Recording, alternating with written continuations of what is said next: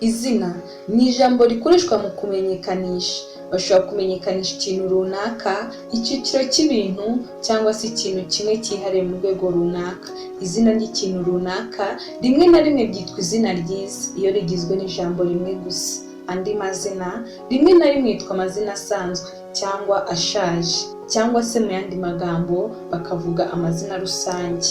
Izina rishobora guhabwa umuntu, ahantu cyangwa se ikintu. Urugero, ababyeyi bashobora guha umwana wabo izina, cyangwa umuhanga agashobora guha ikintu runaka izina. Aha wakwibaza uti ese gutanga izina runaka hagenderwa ku iki? Ubusanzwe wagatekereje ku iki? Uno munsi tugiye kurebera hamwe ubusobanuro bw'amazina Orumela, Pagi, Dieudonné ndetse na Laetitia. Ikaze mu kiganiro kirambuye kuri YouTube channel yacu Inzobere TV Show, umenye imico n'ibiranga aba bantu.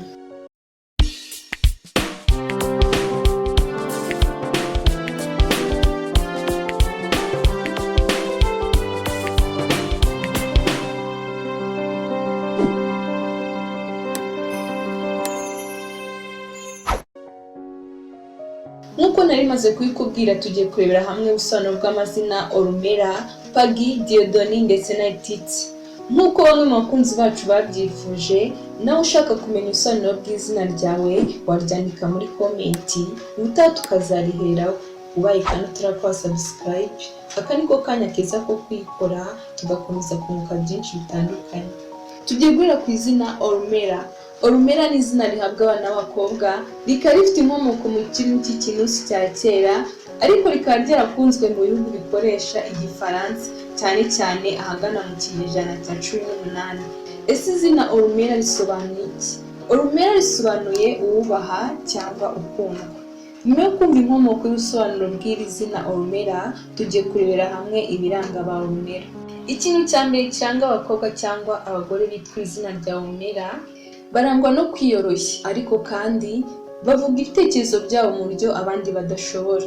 Kabiri, aba ba Orumela kandi mu miterere yabo bakunze kuba ari abantu bashobora kubana n'abandi bantu abo ari bo bose, uko bateye kose, ariko bo bakagerageza kubabanira neza. Gatatu, ikindi bamenya kuri ba Orumela ni uko bishoboka ko bagaragara nk'abatitonda no kutihagararaho rimwe na rimwe, ariko ni ukubera ko bakorera ibyiza byinshi bisaba imbaraga nyinshi.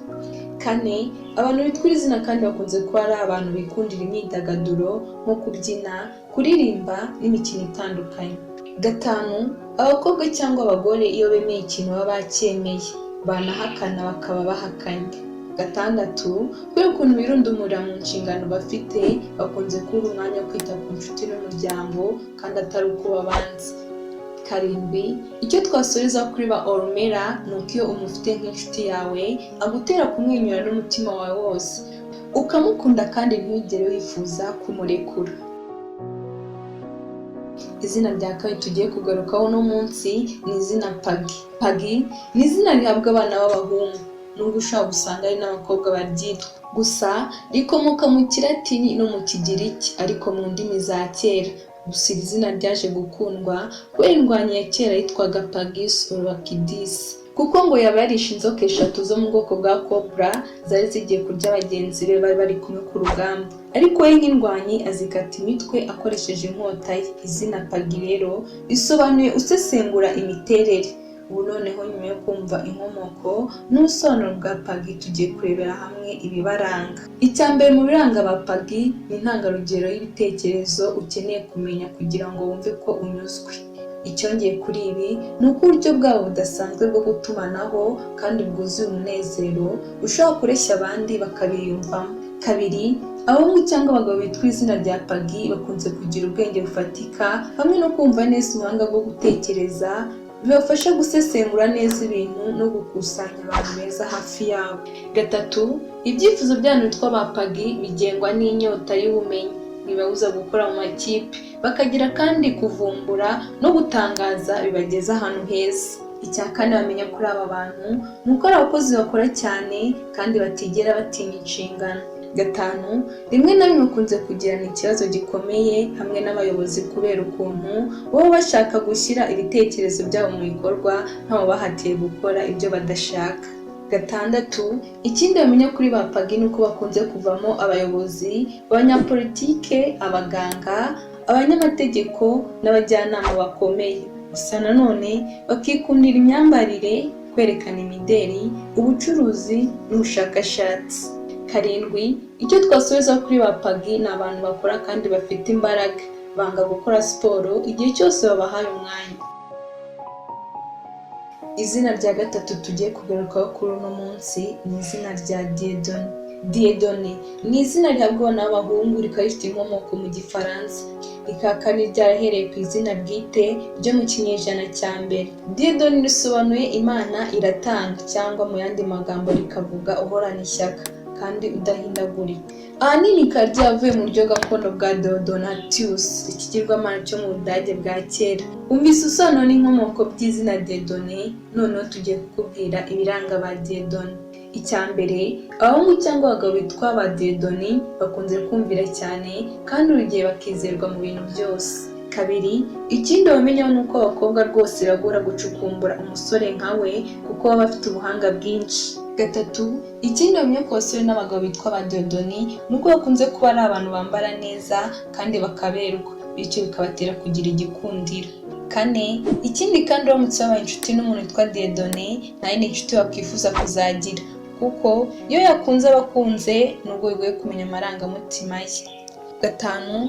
Burya aba bahungu n'abagabo bitwa ba Dieudonné bakunze kugira ikinyabupfura, gusa bakiyemera ariko bigatuma bagira abanzi benshi. 6. Nubwo baba bateye gutya, burya ni abantu bagira umutima ukomeye wo kwihanganira ubuzima babamo. 7. Icyo nasoza ku bantu bitwa ba Dieudonné uko bakunda byihuse kandi bakomezanya n'umukobwa umwe iyo yamukunze. Izina rya 4 tujye gusorezaho muri kino kiganiro ni izina Laetitia. Laetitia ni izina rihabwa abagore, ryakomotse mu Kilatini. Ubusanzwe duhe ku izina rya nyuma ry'Ikilatini, Laetitia risobanuye umunezero. Iri ryari izina ry'umutagatifu udasobanutse ubuhagwa cyane muri Esipanye. Ryakoreshwaga mu Bwongereza mu gihe cyo hagati. Ubusanzwe mu myandikire ryari Letisi, nyuma riza guhindurwa mu kinyejana cya 18 rihinduka Laetitia. Mu kumara gucukumbura gusobanura n'inkomoko by'izina Laetitia, noneho tugiye kumenya n'ibiranga abakobwa n'abagore bitwa ba Laetitia. Icya mbere, Laetitia ni umuntu unezeza, uzahura nawe rwose afite ubwenge kandi ahora hafi yawe mu gihe wumva umerewe nabi. Laetitia ni imwe mu nshuti ikomeye ushobora kugira mu buzima bwawe. Niba uzi Laetitia, zirikana neza ko utazigera umureka kuko waba uhombye cyane. Cya kabiri, abantu bitwa ba Laetitia bakunze kuvamo abamama beza, bazi ubwenge cyane kandi bashyira mu gaciro. 3. Ikindi bamenyaho ni uko barinda abana babo kandi bakita ku muryango. 4. Afite uburere bwuzuye, abasore bose baramukunda. Niba ufite inshuti yitwa Laetitia, nakomeza kumukuratira kuko abantu bose bifuza kumubera inshuti. Umusore wese yakwifuza gukundana na Laetitia kuko afite ubwenge, ineza kandi akaba ari mwiza. Arasetsa, afite ubwenge, ibi bigatuma abantu bose bamukunda. 5. Ni umuntu uzahora hafi yawe, umuntu uzaguha umwanya munini uko ashoboye kugira ngo wumve umerewe neza. 6. Kubera ukuntu abakobwa n'abagore bakundwa n'abantu benshi, bikunze kubagora kwifatira umwanzuro. Icya 7 ni nacyo tugiye gusorezaho kuri ba Laetitia, nuko mu mpano zabo bikundira gukora imirimo izatuma bahura n'abantu benshi. Wumvise ubusobanuro bw'amazina Orumera, Pagi, Dieudonné ndetse na Laetitia. Wumvise se inkomoko y'aya mazina?